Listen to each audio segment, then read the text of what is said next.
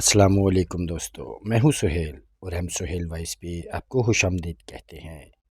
سرکش part 3 episode number 93۔ آج گھر پر کھانے کا موڈ نہیں ہے، نہ اپنے گھر نہ تمہارے گھر۔ یہاں سے کچھ ہی دور کافی معیاری قسم کا ایک نیا چائنیز ریسٹورنٹ کھلا ہے۔ بڑا خوبصورت رومانٹک ماحول ہوتا ہے وہاں، اور چونکہ نیا کھلا ہے اس لیے وہاں زیادہ بھیڑ بھاڑ نہیں ہوتی۔ مجھے بھی ایک چینی آدمی باقاعدہ فرمائش کر کے وہاں لے گیا تھا۔ ہم اس ملک میں اس علاقے میں رہتے ہیں، ہمیں ریسٹورنٹ کا علم نہیں تھا، چین سے آئے ہوئے لوگوں کو علم تھا۔ آؤ چلیں، میں نے اس کا ہاتھ تھاما۔ خدا کے لیے فی کچھ تو خیال کرو، وہ ہاتھ چھڑاتے ہوئے بولی۔ کیا میں اسی طرح گاؤنز میں ریسٹورنٹ جاؤں گی؟ اخباروں میں خبریں آ جائیں گی۔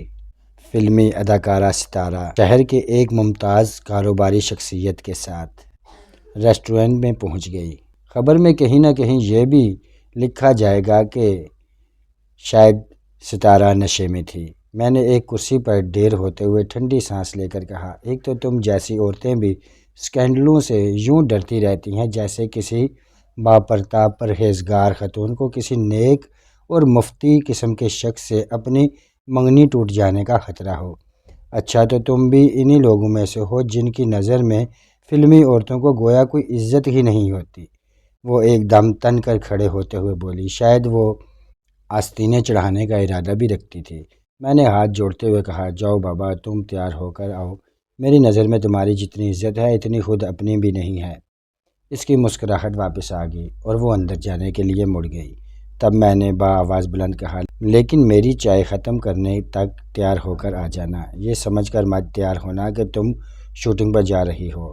وہ حیرت انگیز طور پر 5 منٹ میں تیار ہو کر آ گئی۔ موسم خاصا سرد تھا، لیکن اس نے نہایت ہلکا پھلکا لباس پہنا تھا، البتہ ایک کشمیری شال کندھوں پر ڈال لی تھی۔ ان چند منٹوں میں اس نے برائے نام میک اپ بھی کر لیا تھا، اور اس معمولی میک اپ میں وہ فلمی میک اپ سے زیادہ پرکشش لگ رہی تھی۔ چند منٹ بعد ہم ریسٹورنٹ میں جا پہنچے۔ کونے میں مجھے اپنی پسندیدہ میز بھی خالی مل گئی، جس کے پاس ایک خوبصورت پارٹیشن بھی کھڑا تھا۔ اس پر رنگا رنگ چینی تصویریں بنی ہوئی تھیں، جن کے عقب میں مدھم روشنیاں جھلملائی تھیں تو وہ بہت ہی بلی لگتی تھیں۔ ہال میں روشنی کم تھی، اس کے باوجود ہمارے داخل ہوتے ہی کئی گردنیں ہماری طرف گھوم گئیں۔ ظاہر ہے مجھے کم اور ستارہ کو زیادہ دیکھا جا رہا تھا۔ فلم سٹار کو پہچان لیا گیا تھا۔ ہمیں اس کونے میں بیٹھے زیادہ دیر نہیں ہوئی تھی کہ آٹوگراف لینے کے کئی شوقین جمع ہو گئے۔ ان میں زیادہ تر بچے ہی تھے جن کے پاس اس وقت آٹوگراف بک نہیں تھے۔ وہ کوئی نوٹ، اپنے ابا جان کا ویٹنگ کارڈ، ٹیشو پیپر یا کوئی اور کاغذ بھی پھاڑ کر لیے چلے آ رہے تھے۔ 16-17 سال کی ایک گول مٹول سی لڑکی نے ستارہ سے آٹوگراف لینے کے بعد میری طرف متوجہ ہوتے ہوئے کہا، آپ بھی شاید فلمی ہیرو ہیں، لیکن ابھی آپ کی کوئی فلم ریلیز نہیں ہوئی۔ مجھے ہنسی آ گئی۔ میں نے کہا، نہیں چندا، میں فلموں میں کام نہیں کرتا، میری کوئی فلم کبھی ریلیز نہیں ہوگی۔ بچی انگریزی میں بولی، آپ کو یقین ہے؟ آپ اتنے ہینڈسم ہیں اور اوپر سے میڈم ستارہ کے دوست بھی ہیں۔ بچی ذہین ہی نہیں بالغ بھی نظر آتی تھی۔ شاید ہر دور کے بچے بڑوں سے زیادہ تیز ہوتے ہیں۔ میں اکثر ہی سنتا آیا تھا کہ آج کل کے بچے بڑے تیز ہو گئے ہیں۔ میں نے بچی کا کندھا تھپکاتے ہوئے انگریزی میں ہی جواب دیا، میں اس لیے پریقین ہوں کہ مجھے فلموں میں کام کرنے کا بالکل بھی شوق نہیں ہے۔ اس کی ذہین آنکھیں بتا رہی تھیں کہ وہ میرے جواب سے مطمئن نہیں تھی، لیکن بہرحال امریکیوں کے سے انداز میں کندھے اچکا کر واپس چلی گئی۔ چند منٹ بعد مجھے اپنے اس خیال میں ترمیم کرنا پڑی کہ ہر دور کے بچے بڑوں سے زیادہ تیز ہوتے ہیں۔ اس میں یہ اضافہ ضروری تھا کہ احمق بھی ہر دور میں پائے جاتے ہیں۔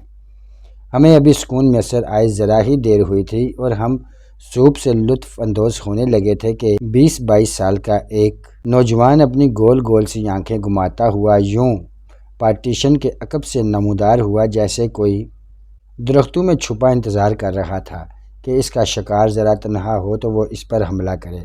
شاید وہ ہمارے گرد بھیڑ جٹنے کا انتظار کر رہا تھا۔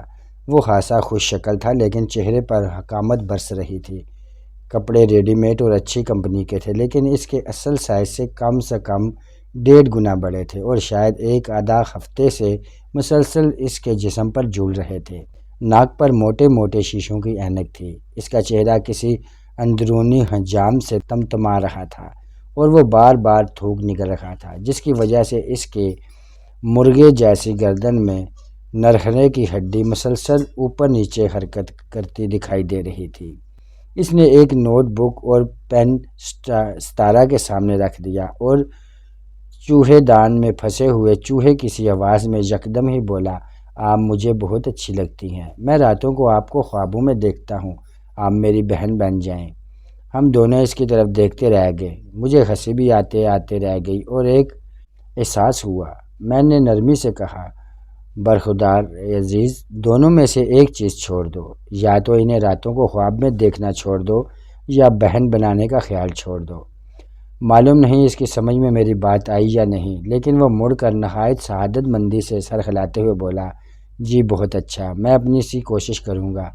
پہلے تو میں سمجھا شاید وہ میرے مشورے کے جواب میں میٹھا سا طنز کرنے کی کوشش کرے گا، لیکن پھر اس کے چہرے پر برستی ہوئی حماقت دیکھ کر مجھے اپنا خیال مسترد کرنا پڑا۔ وہ طعنہ کرنا تو دور کنار، شاید طعنے کو سمجھنے کی صلاحیت سے بھی محروم تھا۔ ستارہ نے جان چھڑانے کے لیے جلدی سے اس کی نوٹ بک پر آٹوگراف دے دیا، لیکن وہ محض آٹوگراف پر مطمئن نہ ہوا، تقریباً گڑبڑاتے ہوئے بولا، کوئی شعر بھی لکھ دیجئے۔ ستارہ زہر لب کچھ بڑبڑائی، تاہم اس نے یہ شعر لکھ دیا، ان کے پیچھے نہ چلو، ان کی تمنا نہ کرو، سائے بھی سائے ہیں، کچھ دیر میں ڈل جائیں گے۔ شعر پڑھ کر نوجوان تڑپ اور بھڑک اٹھا۔ ہم چاہ رہے تھے وہ جلدی واپس چلا جائے، لیکن وہ ابھی ہماری جان چھوڑنے کے لیے تیار نہیں تھا۔ اسے تڑپتے اور بھڑکنے سے فرصت ملی تو وہ میری طرف متوجہ ہو گیا۔ ناک پر اینک درست کرتے ہوئے وہ ایک دم اچھل پڑا، ارے میں نے تو اب آپ کو پہچانا، آپ تو افضل چودھری صاحب ہیں، آپ تو بہت بڑے تاجر اور صنعت کار ہیں۔ میری خوش قسمتی ہے کہ یہاں ایک ہی جگہ پر دو اتنی بڑی بڑی شخصیات سے ملاقات ہو گئی۔ مجھے کیسے جانتے ہو تم؟ میں نے اسے گھورا۔ وہ اپنے ہاتھ ملتے ہوئے گڑبڑا کر بولا، آپ میرا مطلب ہے آپ کے بارے میں میرے ابا نے مجھے بتایا تھا۔ ہمارا بھی ایک چھوٹا موٹا کارخانہ ہے، پلاسٹک کے پائپ، ربڑ کی چپل بنانے کا۔ کارخانے تو اصل میں 4 ہیں، لیکن چاروں جڑے ہوئے ہیں۔ پچھلے دنوں صنعت کاروں کی ایک میٹنگ تھی، اس میں آپ بھی آئے ہوئے تھے، بہت بھیڑ تھی وہاں۔ ابا نے دور سے اشارہ کر کے آپ کے بارے میں بتایا تھا، بہت تعریفیں کر رہے تھے آپ کی، وہ بھی آپ سے ملنا چاہ رہے تھے، سوچ رہے تھے تعارف وغیرہ ہو جائے، لیکن کسی نے ہمیں آپ کے نزدیک ہی نہیں آنے دیا۔ کیا انہیں کوئی کام تھا مجھ سے؟ میں نے پوچھا۔ نہیں، انہیں تو کوئی کام نہیں تھا، بس ویسے ہی۔ اس نے دانت نکالے، پھر قدرے شرمیلے لہجے میں بولا، لیکن مجھے آپ سے کام ہے، بہت ضروری مشورہ کرنا ہے۔ کیسی خوش قسمتی کی بات ہے کہ آپ سے یہاں ملاقات ہو گئی۔ ہاں، میری شامت نے دعوت دی تھی، جو میں یہاں چلا آیا۔ آئندہ کبھی ادھر کا رخ نہیں کروں گا، میں نے گہری سنجیدگی سے کہا، پھر ستارہ کی طرف دیکھتے ہوئے اضافہ کیا، بلکہ ان جیسی مشہور خاتون کے ساتھ تو بالکل ہی کہیں باہر نہیں نکلوں گا۔ ستارہ ہونٹ دانتوں میں دبائے مسکراہٹ ضبط کرنے کی کوشش کر رہی تھی، وہ اب میری حالت سے لطف اندوز ہو رہی تھی۔ نوجوان نے گویا میری بات سنی ہی نہیں، وہ ایک کرسی کھینچ کر بیٹھنے کی فکر میں تھا۔ میں نے اسے کرسی کی طرف ہاتھ بڑھاتے ہوئے دیکھا تو جلدی سے اس کی پشت پر اس طرح بازو رکھ دیا کہ اسے کھینچنا اس کے بس کی بات نہ رہے۔ دوسری کرسی پر ستارہ نے اپنا بیگ رکھ دیا۔ نوجوان نے اس پر بھی ہمت نہیں ہاری، کھڑے کھڑے ہی ٹیڑھا میڑھا سا ہوتے ہوئے بولا، مجھے اپنے ابا کے بارے میں مشورہ کرنا تھا۔ کیا وہ تمہارے ابا بن کر پچھتا رہے ہیں؟ میں نے نرمی سے پوچھا۔ حقیقت یہ تھی کہ مجھے اس نوجوان پر اب غصہ آنے لگا تھا، لیکن مسئلہ یہ ہے کہ پبلک مقامات پر انسان اس قسم کے چندووں کی پٹائی بھی نہیں کر سکتا، خصوصاً جب کہ وہ ایک مشہور اداکار کے ساتھ ہو۔ اس نے ستارہ سے میری ملاقات کا لطف غارت کر دیا تھا۔ نہیں چودھری صاحب، یہ بات نہیں ہے، وہ خوفزدہ سی نظروں سے ادھر ادھر دیکھتے ہوئے بولا، بات دراصل یہ ہے کہ میرے ابا جی جب میری طرح نوجوان تھے تو ربڑ کی چیزیں بنانے والی ایک چھوٹی سی فیکٹری میں کام کرتے تھے۔ امی بتاتی ہیں کہ وہ شروع سے ہی بہت کنجوس تھے، پائی جوڑ کر کسی طرح چھوٹا موٹا کام شروع کر کے رفتہ رفتہ کارخانے دار بن گئے تھے، لیکن خوشحالی آنے کے بعد بھی ہمیشہ ہمارے گھر میں پیسے پر لڑائی ہوتی رہی۔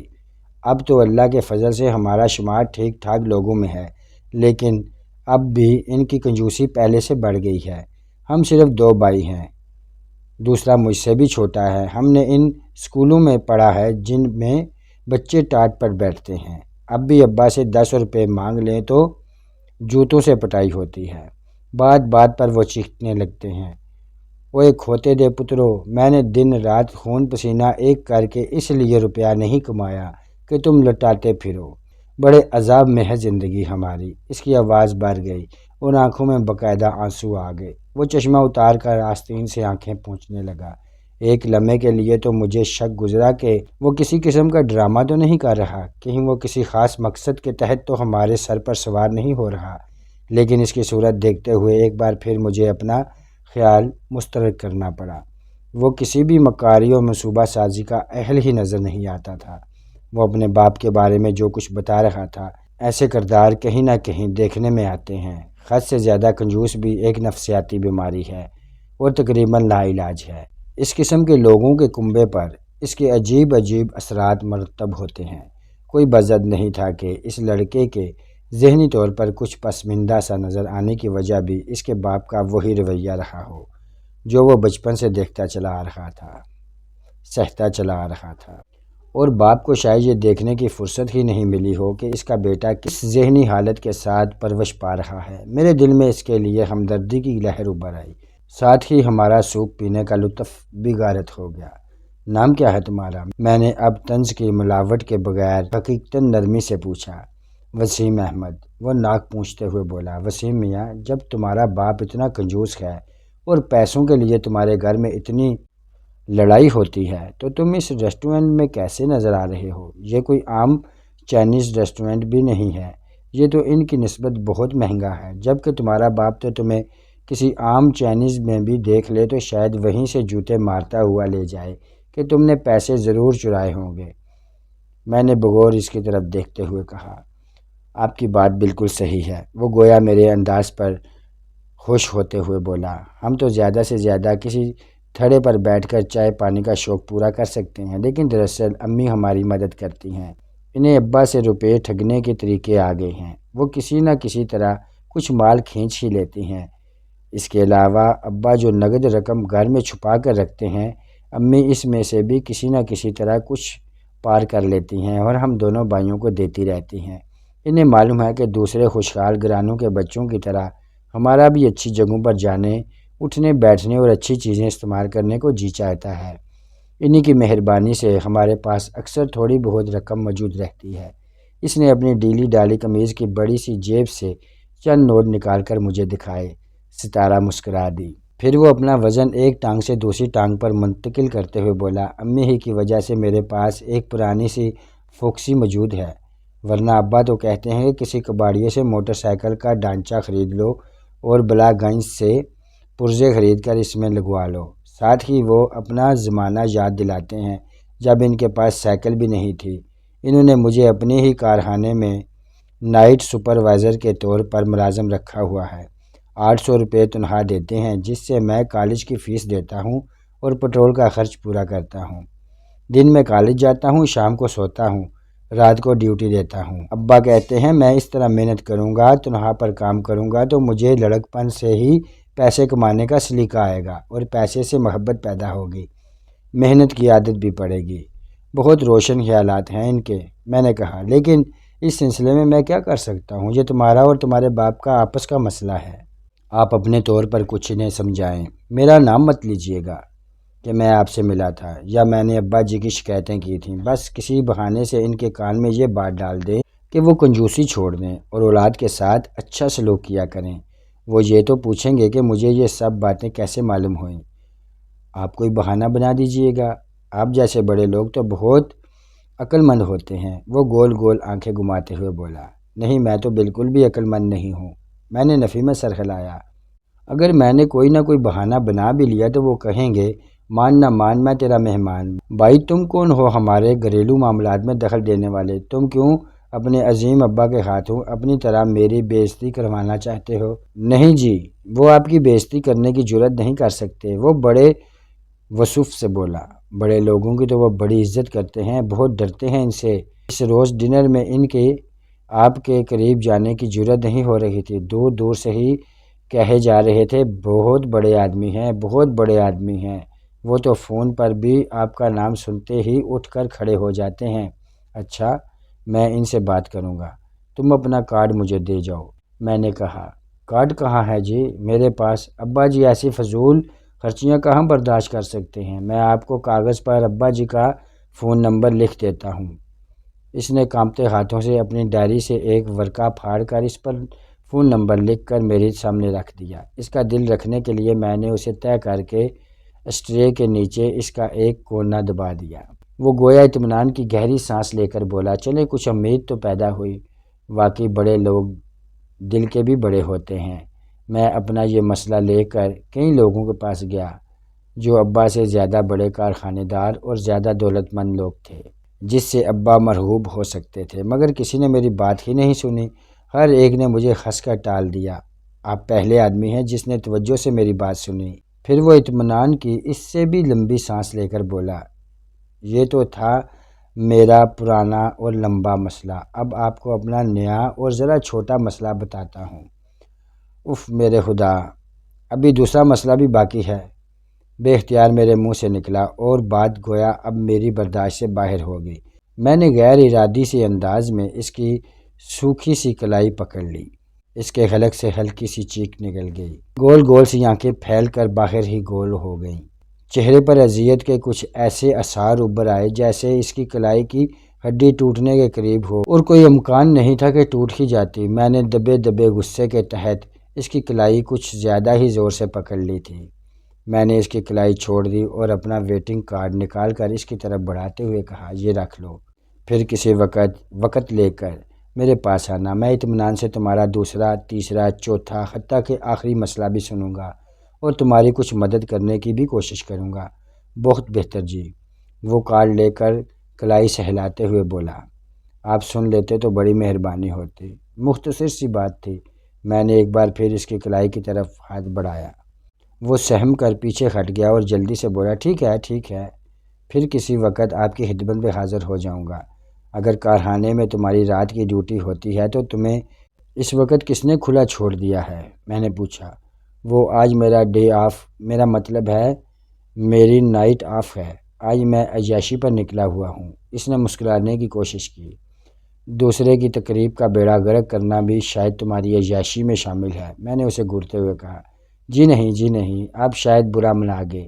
وہ گڑبڑا گیا اور جلدی سے الٹے قدم کھسکتے ہوئے بولا، میں پھر کبھی آپ سے وقت لے کر آپ کی خدمت میں حاضر ہوں گا۔ اس کے الٹے قدموں چلنے کی کوشش میں پارٹیشن گرتے گرتے بچا۔ اس نے اسے سنبھالا تو خود گرتے گرتے بچا۔ آخرکار وہ اپنی منزل کی طرف چلا گیا اور ہماری نظروں سے اوجھل ہو گیا۔ میں نے ستارہ کی طرف دیکھا، وہ دونوں ہاتھوں سے آدھا چہرہ چھپائے بے آواز طریقے سے ہنس رہی تھی۔ ہنسی اس کی آنکھوں سے بھی چھلک رہی تھی۔ تمہیں ہنسی آ رہی ہے؟ میں نے گھٹی گھٹی آواز میں پوچھا۔ میری تو زندگی ہی عجیب و غریب کرداروں میں گزر گئی ہے، چہرے سے ہاتھ ہٹاتے ہوئے بولی۔ اب بھی کبھی نہ کوئی عجیب کردار ٹکراتا ہی رہتا ہے، اب میں نے ان سے محفوظ ہونا سیکھ لیا ہے۔ ویسے اس بیچارے پر تو مجھے ترس آ رہا تھا۔ بعض لوگ کچھ تو قدرتی طور پر ہی قابل رحم ہوتے ہیں، اور کچھ انہیں ماحول، حالات یا ماں باپ کا نفسیاتی رویہ مزید قابل رحم بنا دیتا ہے۔ ترس تو مجھے بھی آ رہا تھا، میں نے تسلیم کیا، لیکن بتاؤ اب ہم جیسے غیر متعلقہ انسان اس قسم کے مسائل کیسے حل کر سکتے ہیں؟ وہ طویل سانس لے کر سر جھکا کر رہ گئی۔ سوپ ٹھنڈا ہو گیا تھا۔ ہم نے دوسرا منگوایا، پھر اپنی باتوں میں مگن ہو کر ہم نے سوپ سے لطف اندوز ہونے کی کوشش کی۔ ستارہ بہت کم کھاتی تھی، شاید اپنے فگر کی بہت فکر کرنے لگی تھی۔